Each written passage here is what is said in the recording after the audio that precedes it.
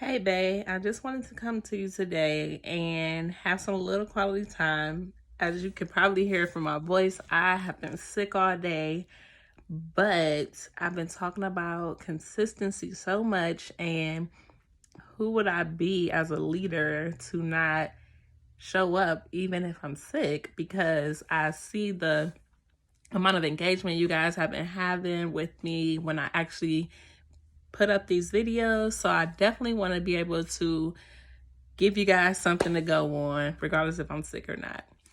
While we have quality time today, I want to talk about finances. Specifically, can your business afford you? And there's a few things your business needs to do before you pay yourself as an entrepreneur. They are four things. The first thing is you need to have a separate bank account from your personal account. Your business bank account you can open with little to no money.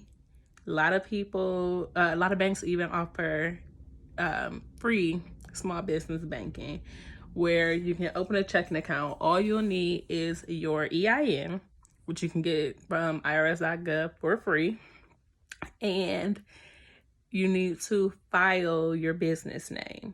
Now, depending on your state, filing fees will vary, but we'll say anywhere from about $100 to like $175,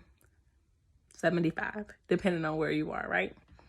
And obviously the business structure, because a LLC differs from setting up a corporation or sole proprietorship. So you definitely want to look into that.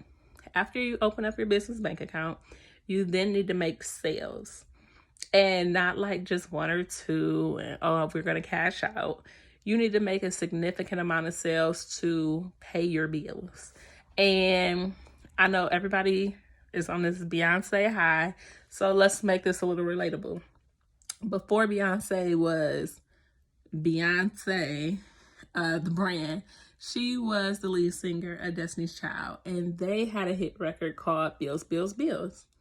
Now, I was a child when this came out, and the first thing I thought was, oh, this is a gold digger record. She want to know if he could pay her bills. And then one day I actually listened to the lyrics and realized she wasn't saying, oh, I need you to do for me. She was saying, I need you to do for you. Like, I don't mind helping you because you're my man, or supposed to be. Or in this case, I don't mind helping you because you're my business, or supposed to be. So sometimes you're going to come out of pocket in the beginning. But the fact of the matter is, you have to make sure that you're able to sustain the bills that you create. And in the song, she says, can you pay my telephone bill? Can you pay my automobile? Can you pay my credit card bill? Because he had been using so much that he ran her bills up. And now it's like, oh, can I have this? Can I have that? I'm buying gifts. And it's like, okay, well, before we continue to make these bills or run these bills up, let's make sure that you can actually pay them. The same thing is going to go for you and your relationship with your business. You have to make sure before you take a salary that your business can pay its own bills that it makes. There are three type of bills that you want to definitely make sure your business covers. The first one is the fixed expenses. This is going to come in the form of rent if you have a building, or rent if you are leasing online, which I like to call buying your domain name, and paying for like your website builder. It's the expenses where they incur every month or on a regular basis, a fixed basis at the same rate. They never change. The second are your variable expenses. These are the ones that occur frequently, but the amount changes. So this will be similar to like your gas or your gas mileage.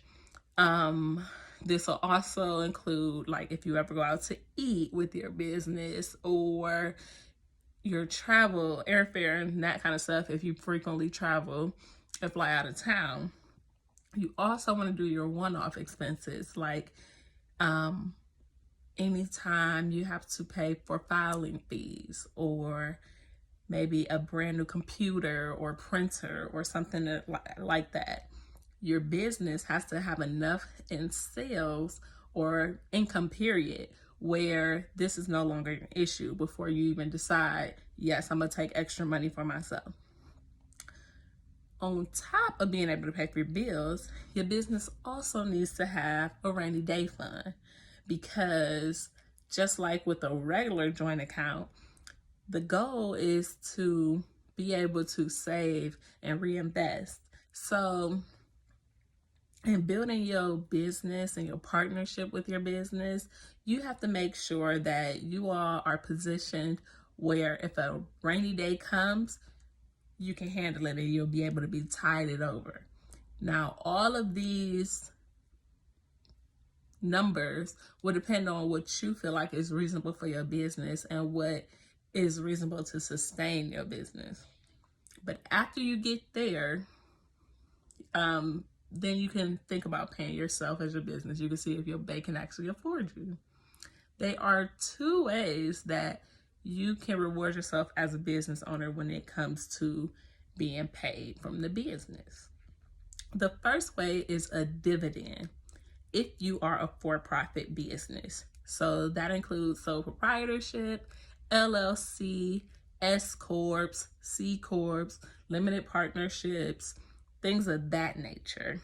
Because you are for-profit, you can take a dividend or a portion of that profit that you made and split it up amongst the owners, and a reasonable profit, and split it up amongst the owners, and you guys all share in that. The second way that you can pay yourself or reward yourself, whether it be for-profit or nonprofit, is through your employee salary. Now, there's two things that your employee salary has to be.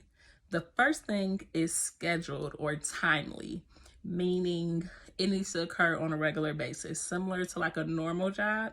When you pay yourself as an employee, it has to be either once a month, once every week, maybe the 1st and 15th, maybe bi-weekly. You decide what it is that you want to do for your business, because once you start adding extra employees, the onboarding process and protection for your business will all go with the fluidity of how you first pay yourself and then again how you decide to pay your employees. The second thing you need for an employee wage is for it to be reasonable. Now, that is still open to interpretation, but the best practice for this is define your company's employee description. If you're going to be an employee, what is your job? More importantly, your title and the description, everything that you contribute. Then you want to find other people in your industry or with a similar title and description and find the average salary that that person makes. From there, you are going to award yourself accordingly. That's the easiest way to not get flagged by the IRS when the tax time rolls around. Can you take a dividend and an employee salary? Yes, you can. But if you decide to do this, make sure that your dividend is also reasonable. Meaning you don't want to take, let's say, $100,000 after you pay your wages is what's left over in profit. And you're like, okay, well, I'm just gonna pay myself $100,000 because that's what I have left. No. You definitely want to make sure it's reasonable. You want to make sure there's more than enough set aside. Then you take from it, but you never take it where you empty in the account. The idea of having a business and having investments through your business is to continue to grow and continue to grow and continue to build and continue to grow. And you'll never be able to do that if you keep depleting the account. It's a joint account for a reason. It's not your personal account.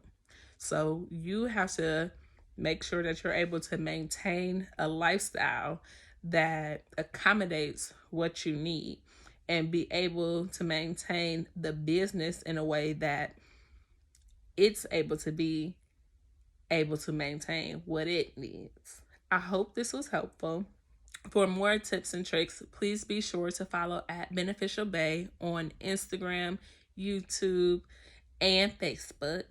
Also, be sure to check us out at www.beneficialbae.com. I promise I'll get some tea and I won't sound so rough next time you guys see me, hopefully. We still do have our business boot camp here in Cleveland for anyone who plans to attend. It will be at Rhodes High School between 6:30 and 7:30. If you need anything else, feel free to hit us up. Have a wonderful day. Goodbye.